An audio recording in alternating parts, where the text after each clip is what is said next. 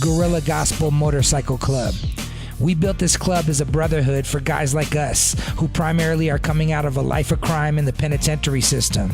Coming out of prison, there wasn't a lot of support for some of these men, and so we designed a club of like-minded guys that would hold each other accountable and build each other up, not unsimilar to the early church in Acts. We would meet guys where they are, and we would lead by example, and we'd hope that our behaviors and our actions would speak louder than words and preaching would.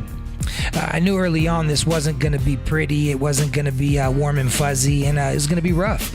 And that was okay. I felt that's what God called me to do and to create, and that's what we did. And I was right. Sometimes it isn't. But early on, what we realized also is that these guys wanted to help people.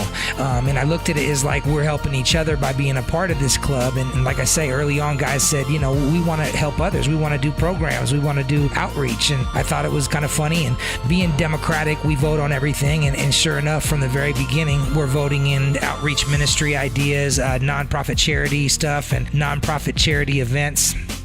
As these programs got underway, I watched the guys, and I watched it. The more they helped others, the more they took ownership in that, the more it became part of their identity to be guys that were helping, guys that were giving back. The more media coverage we got saying that, we were now the good guys, it made guys start to embody the things that are characteristic of the good guys. You got to understand, most of us have spent the greater portions of our lives being known as the bad guys, being known as the guys that hurt people. That was all part of our identity, and our identities were wrapped up within that. So to watch this change in and of itself is not only a miracle, it's unbelievable. It's the greatest thing that God has allowed me to be a part of in my life to this day. Brains over chains. Promoting education over incarceration. This is the brainchild of one of our guys, Lorenzo. He came up with this. He's got a passion for reading and a passion for books. And one of our other members, one of my best friends, Tony, had just came home after serving 10 years in the penitentiary. He actually said that, they don't have very many books out in Umatilla at Two Rivers Prison. So we could maybe get a program together, ask the public to donate books, and then we would deliver them out to the prison. So I said, great, good idea. And we voted it in, and we ran with it. It was kind of Lorenzo's brainchild, and so the Eugene chapter over in Eugene, Oregon, they kind of ran with it and got everything set up for it. So for 2 months, we asked the public to donate any and all used books, new or used, any kind of books. The prison said they'd take whatever that we could bring them. And so we did that. And at the end of the little run, we ended up with 10,000 books. And I think the prison was even surprised when we pulled up with big 4x4 trucks and U-Haul trailers and Tahoe and packed to the rim with books. And we delivered them. This program is now our flagship program. It's something we feel real strongly about, and it's something that we're going forward with full force. We have a vision and a dream in the future to have enough books to be able to supply any prison in the country that needs books. We'd like for a prison to call us, you name it, in a different state and say, hey, we need books here. And we'd say, great, how many? And we'll ship them to you. That's the overall vision for this particular program, and it's something that's very doable.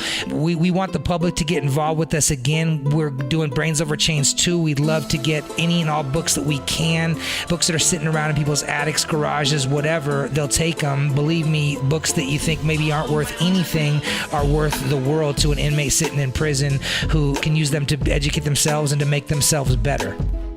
We have a heart for inmates and people in the system. We've been there ourselves. We understand it. We also understand that a lot of the world maybe doesn't have that same feeling, same thing put on their heart for inmates. Here's the deal, though.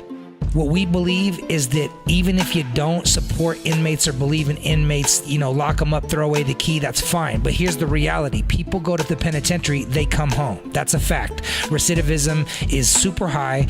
That means people are going to prison, they're coming home, they're going back to prison. This is a cycle. It's going over and over again. Now, your neighbors, your daughters, your kids, your sons, people are going to be victims of crime. That's a reality. So what we want to do is we want the public that maybe doesn't have the same heart with us understand, help us, help you, help the community, help it become a safer place by educating guys that technically are the guys that will be coming home and committing more crimes and causing more victims and creating the world to be a less safe place than it is already. Okay, so we're asking that the community will get involved and help us. Why us? Why Guerrilla Gospel Motorcycle Club? Well, we look at it like this. Why not us? Who better? Who better to help these guys, and who better to get involved with trying to make the world a better place than these guys that were the wrongdoers, these guys that were these men that were making the world so much of a more dangerous place and a worse place for the greater portions of their lives. Okay, we understand it. We've been there. We also know what it's like to change.